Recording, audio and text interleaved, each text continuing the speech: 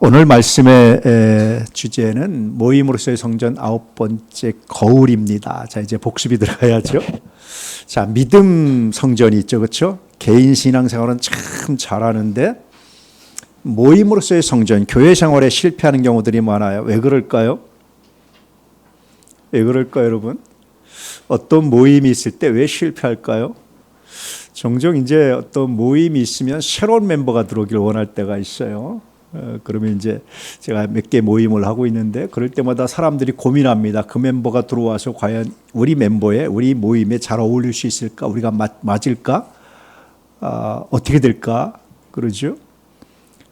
근데 새로운 멤버가 들어와서 그냥 점잠이 잘 있으면서 이렇게 어울리면 되는데 또 강하게 자기 얘기를 하면 불편하죠. 끝나고 나면 어떻게 됩니까?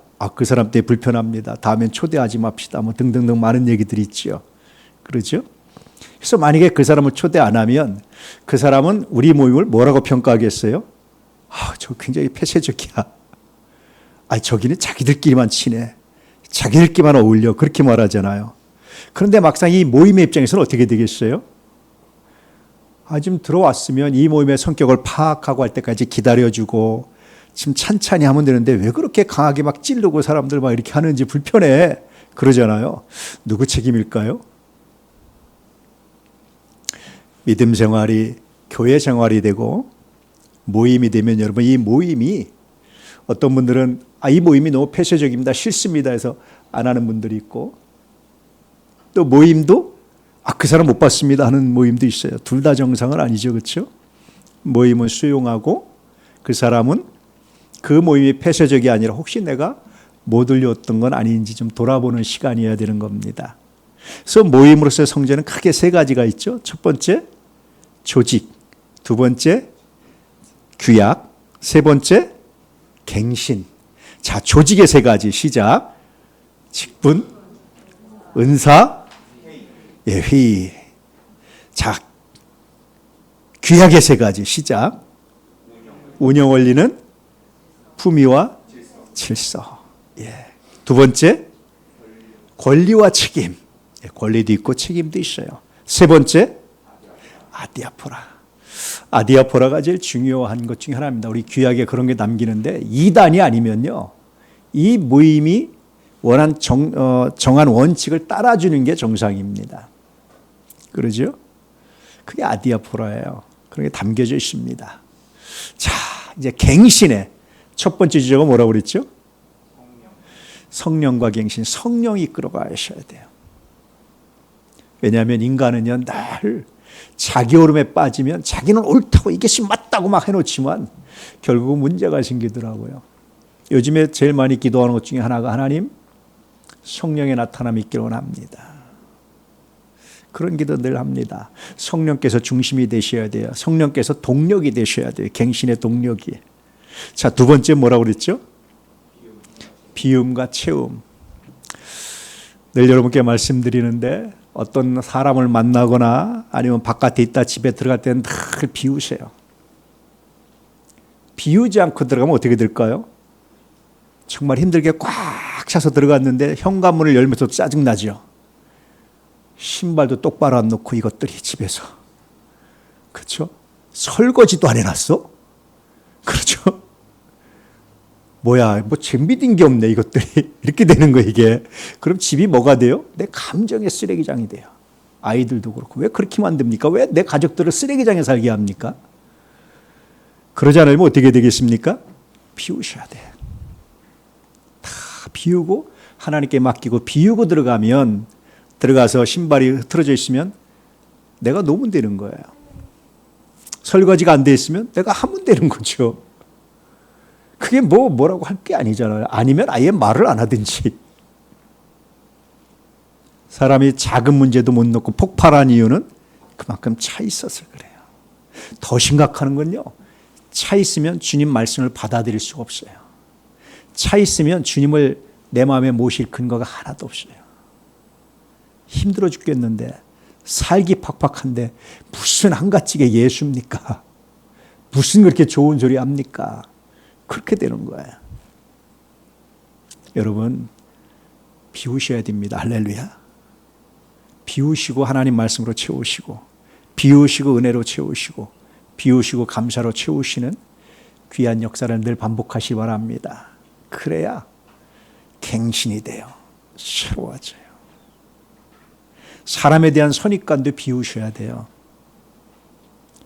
어저께의 사람이 오늘 사람하고 똑같은 것 같지만 사실은 달라요. 세포도 조금 더 늙었고요. 머리카락도 조금 더 자랐고요. 그러죠? 사람이 다른 거예요. 그 변화를, 미세한 변화를 존중하고 인정하셔야 됩니다. 그래야 채워져요. 새로운 것으로. 자, 오늘 세 번째, 갱신의 세 번째. 오늘 주제가 뭘까요? 예, 오늘 거울 한 번이라도 보신 분들. 예, 거울 손 안 분들은, 손 안 든 분들은 거울도 안 보는 여자입니까? 옥경이밖에 없는데. 다 옥경이가 이렇게 많아요, 우리 교회에? 경옥인 있는데 옥경이는 없습니다. 예, 거울 보시고 무엇이 보이던가요? 어떤 게 보이던가요? 와, 이렇게 아름답고 잘생긴 사람이하고 본 분. 아유, 언제나 너는 좀 제대로 생길래 그렇게 보신 분.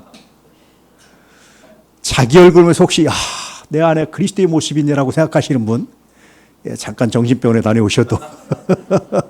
그러나 사실은 그래야 됩니다. 자, 오늘 그 거울이라는 주제로 살펴보겠습니다. 할렐루야. 고린도서 3장 18절 말씀 우리 함께 읽겠습니다. 우리가 다 수건을 벗은 얼굴로 거울을 보는 것 같이 주의 영광을 보매 그와 같은 형상으로 변화하여 영광에서 영광에 이르니 곧 주의 영으로 말미암음이니라. 오늘 말씀의 거울의 의미는 굉장히 달라요. 예수님을 직접 볼 수가 없어서 거울로 보는 것처럼, 지금 거울처럼 아주 그렇게 환한 겨울이 아니라 이렇게 구리판, 동판을 깨끗이 닦아서 비추는 거기 때문에 지금처럼 좋은 게 아니에요. 우리가 주님을 그렇게 볼 수밖에 없습니다. 직접 못 봅니다. 뭐 그런 의미 담기도 하고 여러 가지가 있어요. 근데 그 중에 하나 분명한 의미가 어떤 의미가 있냐면, 여러분 거울을 보면 여러분이 뭐가 보입니까? 뭐가 보이세요? 주님을 우리가 거울로 보는 것처럼 희미하게 볼 수밖에 없습니다. 직접 못 봅니다. 이런 의미도 있지만, 동시에 여러분이 만약에 거울을 보면 그 안에 거울이 뭐가 보이든가요? 뭐가 보이세요? 여러분이 거울을 봤어요. 뭐가 보이십니까? 예, 그 거울을 보는 것 같이 봤는데 거기서 주의 영광을 보신 분. 예, 여러분 이러시면 제가 굉장히 실망합니다. 한 분이라도 있어야 내가 설교한 보람이 있고 가르친 보람이 있는데 아무도 없습니까? 그건 저한테 물어보세요. 나는 뭘 봤을까 오늘 아침에. 예, 여러분과 별반 다르질 않아서 제가 설교할 자격이 없는 것 같아서 슬픕니다. 근데 오늘 말씀이 참 재밌어요. 우리가 다 수건을 벗은 얼굴로 거울을 보는 것 같이 주의 영광을 봤습니다. 우리가 직접 못 보고 희미하게 봤습니다. 이런 의미가 1차적인 의미지만, 동시에 그 거울로 비친 모습 가운데 무엇을 봤습니까? 저는 종종, 요즘엔 안 그러는데, 내가 어떤 말투로 어떻게 말하고 있는지 설교할 때는 여러분 잘 안 드러나잖아요. 평소 말투를 내가 궁금해서 가끔 블랙박스에 찍힌 녹음된 내 소리를 들을 때가 있어요. 특히 집사람하고 논쟁하고 나서.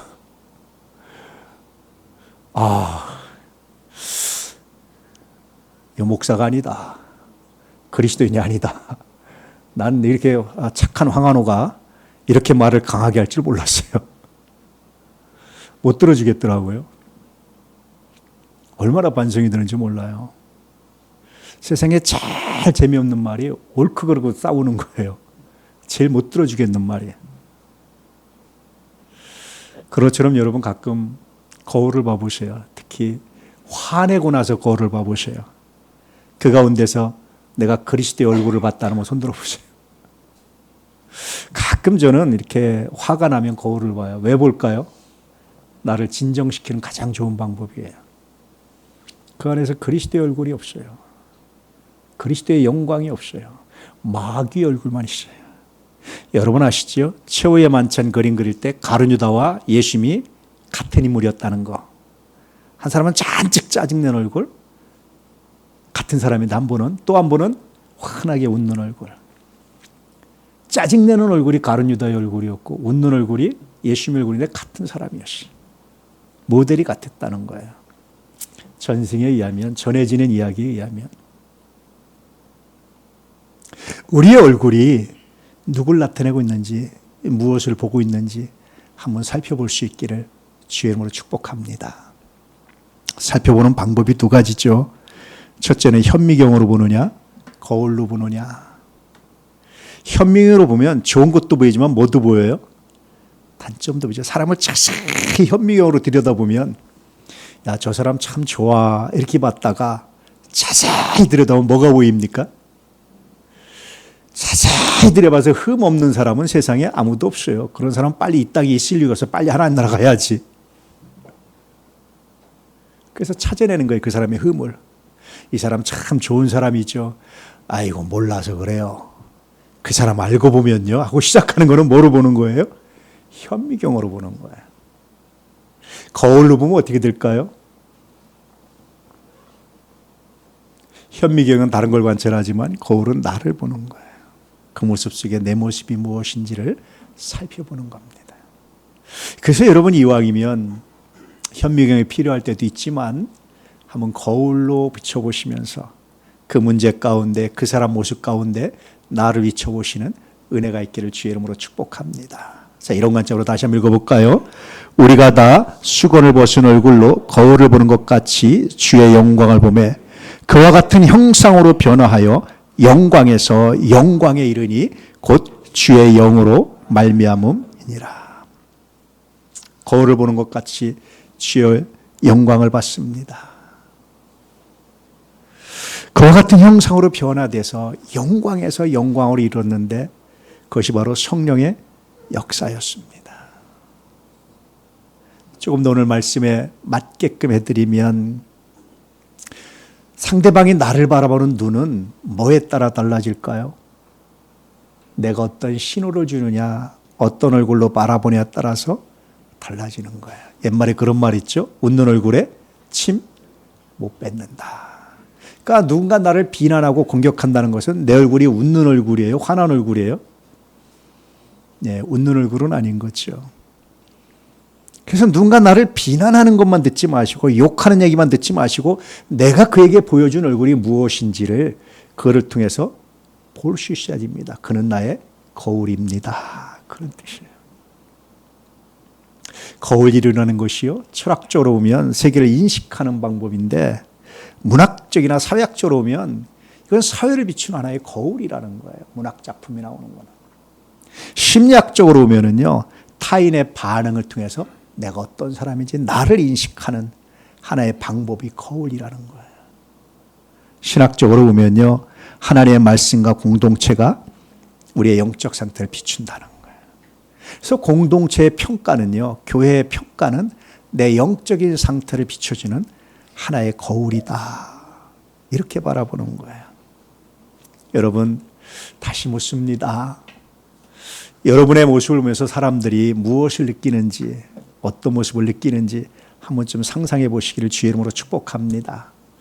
저는 목사로서 평생 제가 갖는 핸디캡이 하나 있어요. 내 스스로가. 제가 여러분 설교할 때 지금 모습은 어떻게 보이십니까?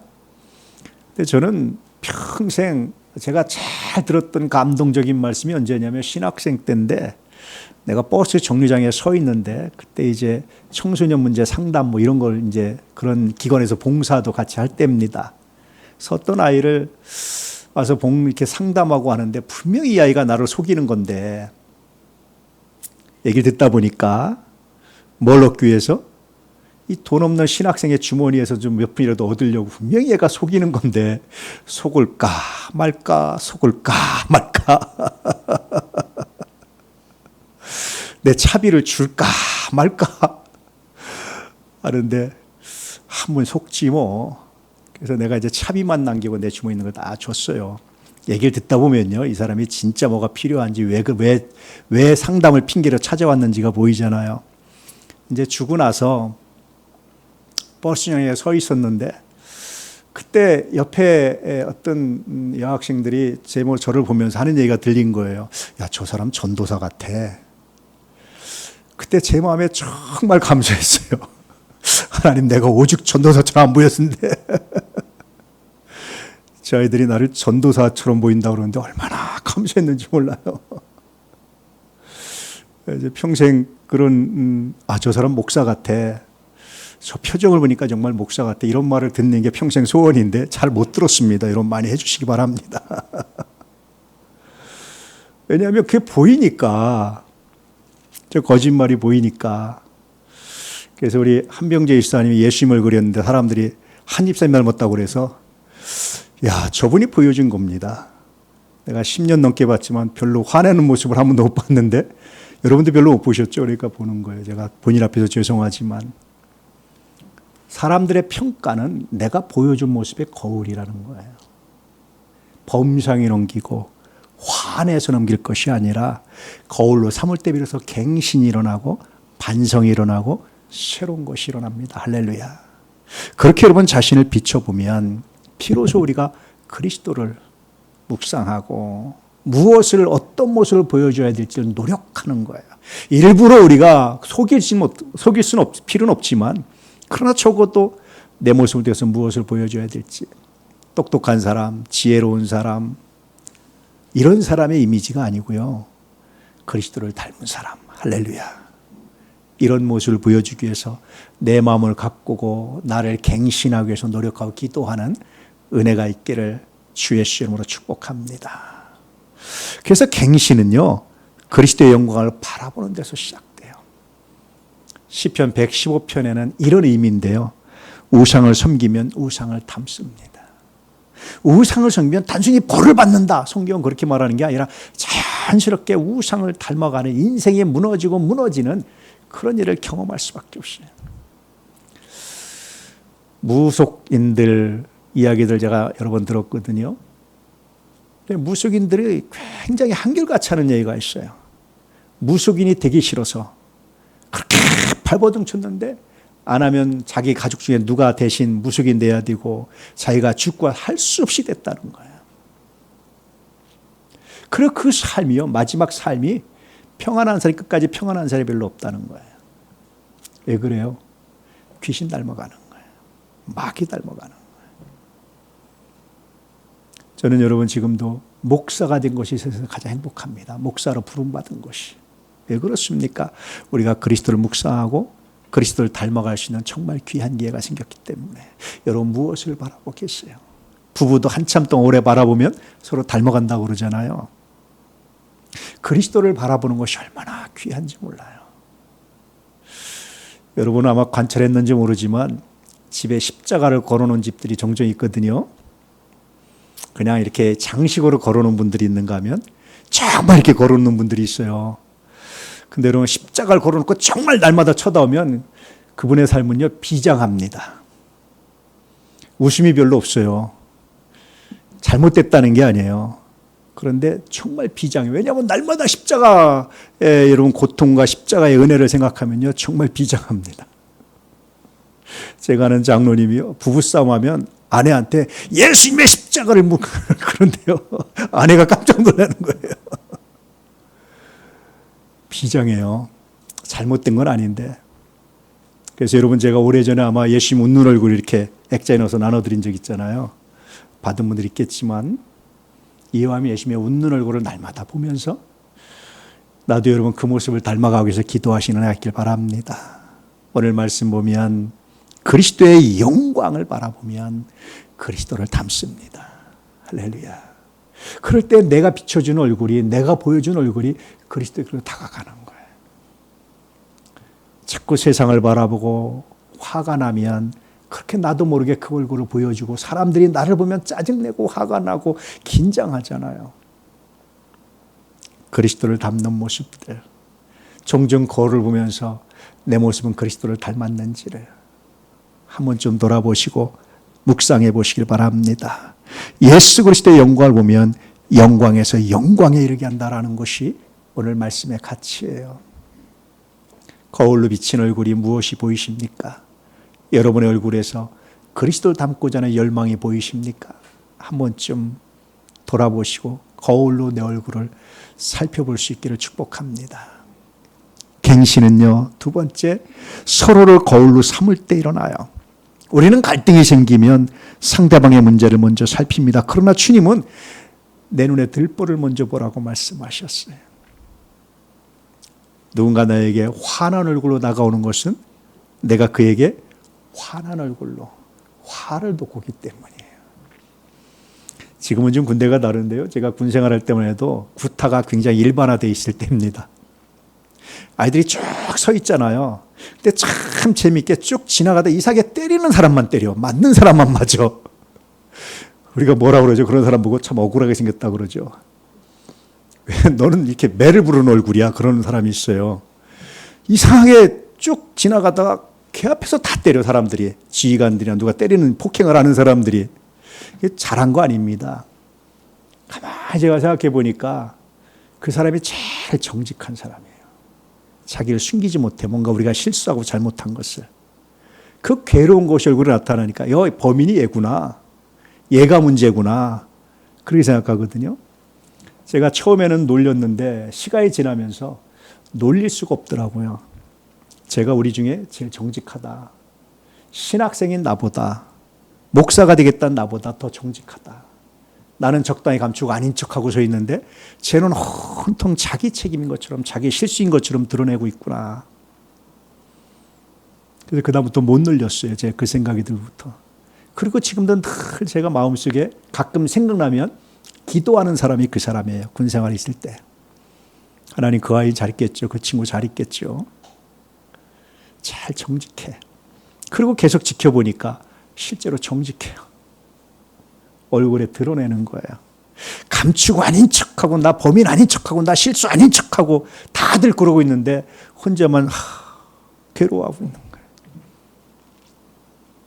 여러분, 우리는 많은 시그널을 줘요, 사람들에게. 적어도 사람들이 우리 모습 속에서 자꾸만 주님의 모습을 볼 수 있도록, 내가 누군가에게 내 모습을 펴줄 때 그가 나에게 하는 반응을 통해서 다시 나를 바라보는 그런 거울의 역할을 할 수 있기를 주의 이름으로 축복합니다. 옆에 분들 한번 쳐다보실까요? 당신은 나의 거울입니다. 어떻게 바라보고 있나요? 웃으면서 친숙하게 저기처럼 바라보고 있는 분들은 서로가 친숙하게, 그렇죠? 그렇게 바라봐서 그래요. 긴장하면서 바라보는 것은 이 사람한테 웃으면 큰일 나지, 책 잡히지. 내가 그런 시그널을 주는 거야. 상대가 나를 바라보는 모습을 통해서 나의 영성을, 그냥 내가 거울을 보는 건 나의 그냥 상태지만 상대가 내 얼굴을 바라보는 것은 영성이라는 사실을 기억할 수 있길 바랍니다. 그래서 레비나스라는 사람은요, 타자의 얼굴은 나의 거울입니다. 그런 얘기를 하는 거예요. 갱신은 그 거울을 깨트리는 것이 아니라 거울 앞에 다시 서는 겁니다. 다윗도 그랬죠. 사울을 피해 도망다니면서 두려움이라는 거울을 만났어요. 자기 안에. 나발이 자기의 죄를 지적할 때는 죄라는 거울을, 나발 앞에서 그는 정말 어떤 것이 용기 없음인지, 어떤 것이 감추고 싶은 건지, 분노인지를 만났어요. 나단 앞에서는요, 죄라는 거울을 만났어 철저하게 회개하고 돌이킵니다. 사람은 다 거울이 있어요. 늘 가까이 만나는 사람, 가족들, 늘 얼굴을 마주보는 사람이 나의 거울입니다. 그가 오늘 나에게 어떤 표정을 보여주느냐, 어떤 말을 해주느냐가 내가 그에게 보여준 신호고, 내가 그에게 보여준 얼굴입니다. 할렐루야. 혹시 그가 나를 불편한다면 내가 그에게 그리스도 외에 다른 모습을 보여줬기 때문에, 그렇게 자기를 살펴볼 때 비로소 갱신이 일어나는 겁니다. 세 번째 갱신의 목적은 그리스도를 비추는 거울이 되는 거예요. 타자는 변화의 계기지만 그리스도가 목표입니다. 그의 얼굴을 통해서 나를 바라보고 나를 회개하고 나를 돌이키는 거지만, 그러나 우리의 목표는 그리스도를 닮아가는 거예요. 그리스도를 닮아가기 위해서 다시 한번 바라보는, 다시 한번 묵상하는 은혜가 있기를 축복합니다. 성숙한 공동체는 서로를 통해서 자신을 발견하게 하고 그리스도를 닮아가 그리스도를 비춥니다. 김경일이라는 인지심리학자가 있어요. 그분이 사람의 대화에는 두 가지 요소가 항상 포함됩니다. 하나는 접근 동기, 하나는 회피 동기가 반드시 들어가 있습니다. 예를 들면 그런 거예요. 운동하면 건강해. 공부하면 너 이렇게 잘 될 거야. 접근 동기예요. 회피 동기는 뭐냐면 너 저 사람처럼 망하지 않으려면 공부해. 뭐 이러는 겁니다. 여러분 어떤 언어를 더 쓰시나요? 어떤 언어에 더 반응하시나요? 제가 가만히 보니까 얻을 것이 많은 사람은요, 접근 동기가 강해요. 잃을 것이 많은 사람은요, 회피 동기가 강해요. 우리가 공무원들 보고 그러잖아요. 복지부동. 왜 그래요? 실수만 안 하면 승진하고 별 문제가 없어요. 직장이 잘릴 일도 없어요. 근데 뭔가 성과를 내야지만 버틸 수 있는 직장은요, 죽어라고 뭔가 도전해서 만들어냅니다. 모험을 합니다. 그러죠? 근데 그것만이 아니에요. 더 심각한 거는요, 잃을 게 없는데도 회피를 갖고 얻을 게 없는데도 접근하려고 하는 게 정말 심각한 거죠. 문제는요, 내가 뭔가 얻어야 되겠다 그러면 접근을 가고, 잃지 말아야 되겠다 그러면 회피로 가는데, 사람은요 그 모습이 자기 모습에 드러나서 저 사람은 책임도 안 지고 저 사람은 문제의 본질을 피하고 그러는 사람이야. 그 사람한테 중요한 일 못 맡깁니다. 반대로 저 사람은 무모하게 덤비는 사람이야. 자기 이익만 관심 있어라고 한 사람도 못 맡기는 거예요. 우리 내면에 접근도 있고 회피도 있지만 그것을 떠나서 다시 그 순간에 그리스도를 바라볼 때 내가 무엇을 얻고자 하는지, 내가 무엇을 잃고자 하는지 고민될 때마다 둘 중에 하나 선택하려고 하지 마시고 그리스도 앞에 나와서 그리스도의 뜻을 발견하시고 어떻게 하면 내가 이때 내가 그리스도 안에 서는 것인가를 찾을 수 있는 은혜가 있기를 축복합니다. 얻는다 한들 영원합니까? 잃은다 한들 영원합니까? 그렇지 않아요. 정말 여러분 이 땅에서 영원한 건 하나도 없어요. 아무리 나라를 잘 세워놔도 망할 때가 있고, 회사를 아무리 잘 세워놔도 망할 때가 있고, 망한다고 영원히 망합니까? 또 언제 또 자손 중에 일어나가지고 또 뒤집어지는 경우도 있고, 이 땅은 영원하지 않아요. 영원한 것은 오직 그리스도 예수입니다. 저는 여러분들이 정말 예수 믿고 그리스도를 닮아가기 위해서 기도하고 하루하루를 살아내기를 정말 축복합니다. 왜냐하면 그것만이 나를 낫게 하더라고요. 그것만이 정말 가치 있게 하더라고요. 그것만이 의미 있게 하더라고요. 그래서 여러분을 만나는 사람마다 그리스도의 형상을 바라보고 그리스도를 생각나게 하는 사람들 되시기를. 할렐루야. 살다 보면 왜 손해볼 데가 없습니까? 살다 보면 왜 화날 데가 없습니까? 살다 보면 왜 마음이 상할 데가 없겠어요? 왜 스트레스 안 받을 데가 없겠어요? 그런데 그 순간 다시 한번 내가 이 일을 하는 이유가 뭔지, 무엇을 얻기 위함인지, 이것이 나에게 어떤 가치가 있는지를 다시 묵상하면서 그 너머에서 역사하시는 예수 그리스도, 할렐루야. 우리의 생사보 주장하시는 예수 그리스도, 그분께 나아가시는, 그분께 우리의 삶을 드리는 거룩한 역사가 있기를 주의 이름으로 축복합니다. 그럴 때 우리의 모습을 통해서 그리스도가 비춰지고 그리스도가 드러나는 정말 놀라운 역사와 놀라운 은혜가 있습니다. 이런 관점으로 다시 읽어볼까요? 우리가 다 수건을 벗은 얼굴로 거울을 보는 것 같이 주의 영광을 보매 그와 같은 형상으로 변화하여 영광에서 영광에 이르니 곧 주의 영으로 말미암으니라. 아멘. 그리스도의 영광을 바라봅시다. 할렐루야. 그럴 때 영광에서 영광으로 이릅니다. 우리의 힘이 아니라 성령께서 우리를 그렇게 이끌어 가시고 그렇게 역사하십니다.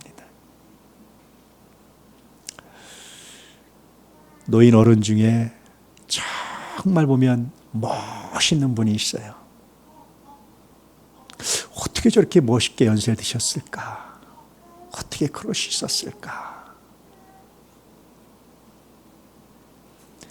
돈이 많아서도 아니고 그렇게 많이 세상적인 성공을 거두지도 않았는데 어떻게 저렇게 저분은 멋있게 늙었을까? 그런 분들이 있잖아요. 근데 반대로요, 전직이 굉장히 훌륭해요.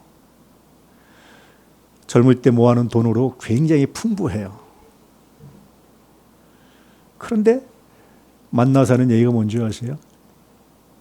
의료보험료 몇 푼 아끼는 얘기. 돈 충분히 낼 수 있어요. 그게 잘못됐다는 얘기가 아닙니다. 인생을 살면서요, 목표가 어디 있는지, 삶의 이유가 어디 있는지를 분명히 발견하시고,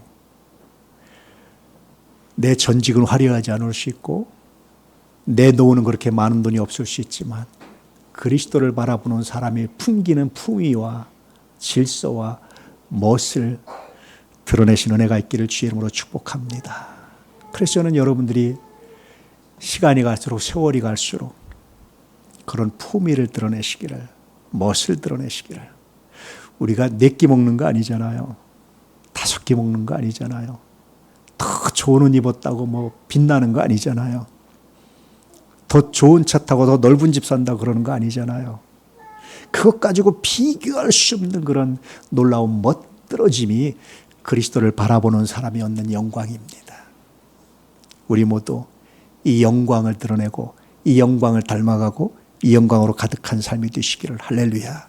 이 땅을 떠날 때까지 돈 걱정하다 사는 것이 아니라 하나님께 맡기면서 폭풍 가운데서 주를 바라고 평안을 누릴 수 있는 그런 그리스도의 영광으로 가득한 삶이 되시기를. 그 영광에서 영광에 이르는 삶이 되시기를 주 예수의 이름으로 축복합니다. 할렐루야. 정리해드립니다. 우리가 주의 영광을 바라볼 때 성전은 갱신되고 공동체는 성숙하여 점점 더 그리스도의 형상을 닮아가게 될 것입니다. 이제 그리스도를 비추는 거울이 되기를 축복합니다. 메시지 함께 읽죠. 현미경을 내려놓고 거울을 보며 갱신하라. 그러면 성령으로 말미암아 주의 영광에 이르러 그리스도를 비추는 거울이 될 것이다. 아멘.